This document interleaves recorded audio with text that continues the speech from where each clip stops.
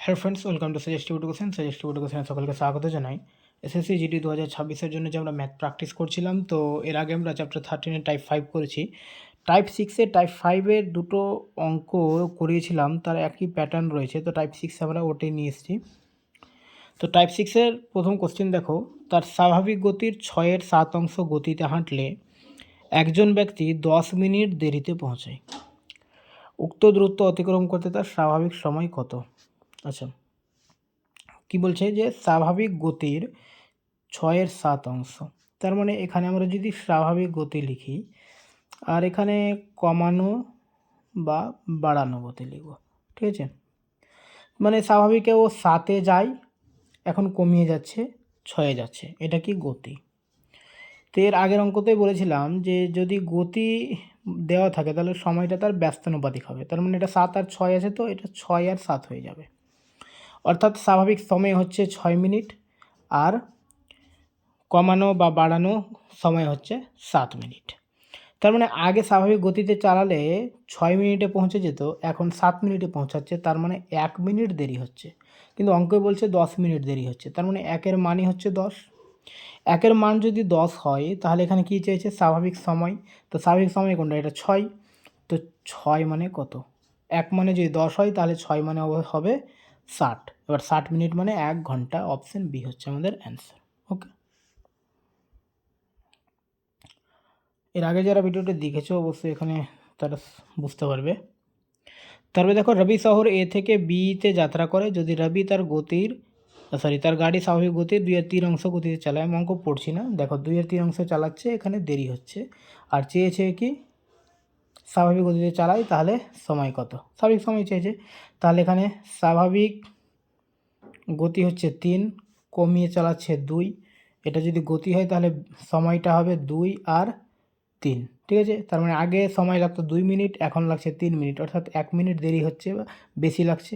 তো এই 1 মিনিট দেরি হচ্ছে, কিন্তু অঙ্কতে বলেছে 47 মিনিট দেরি হচ্ছে। তার মানে 1-এর মান হচ্ছে 47, আমাদের বের করতে হবে কি? স্বাভাবিক সময়। স্বাভাবিক সময় হচ্ছে 2, তার মানে 2-এর মান কত? তাই তো 1 মানে যদি 47 হয়, 2 মানে 47কে 2 দিয়ে গুণ করো, 94। Option D.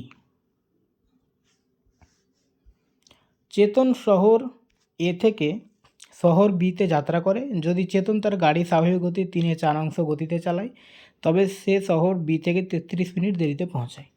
চেতন যদি তার গাড়ি স্বাভাবিক গতিতে চালায় তবে শহর এ থেকে বিতে যেতে তার কত সময় লাগবে? তাহলে স্বাভাবিক হচ্ছে 4, চালাচ্ছে 3-এ, তার মানে টাইম লাগবে 3 আর 4, অর্থাৎ আগে 3 মিনিট লাগতো, এখন 4 মিনিট লাগছে, 1 মিনিট দেরি হচ্ছে, এখানে বলছে 33 মিনিট দেরি। তার মানে 1-এর মান হচ্ছে 33।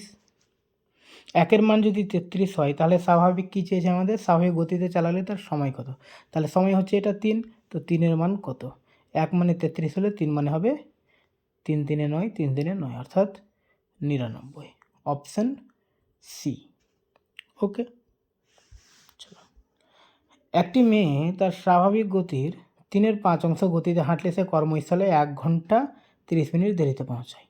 অর্থাৎ স্বাভাবিক গতি হচ্ছে 5, হাঁটছে 3-এ, তার মানে টাইম লাগবে 3 আর 5, উল্টোটা।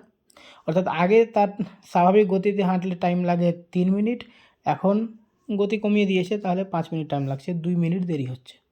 কিন্তু এখানে বলছে 1 ঘন্টা 30 মিনিট। 1 ঘন্টা 30 মিনিট মানে হচ্ছে 90 মিনিট, তাহলে 90 মিনিট করে দিলাম এখানে। স্বাভাবিক সময় কোনটা? এটা হচ্ছে গতি, এটা সময়, তাহলে এটা হচ্ছে 3।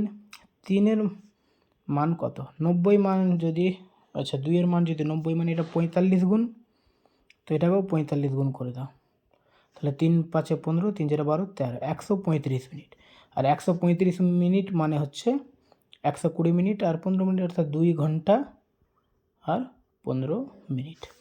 অপশান সি হচ্ছে অ্যান্সার। তো আজকে বেশি অঙ্ক নেই, এই টাইপ 6-এ এই কটাই অঙ্ক, ঠিক আছে। এরপরে আমরা টাইপ 7টা নিয়ে আসবো। ওকে, থ্যাংক ইউ।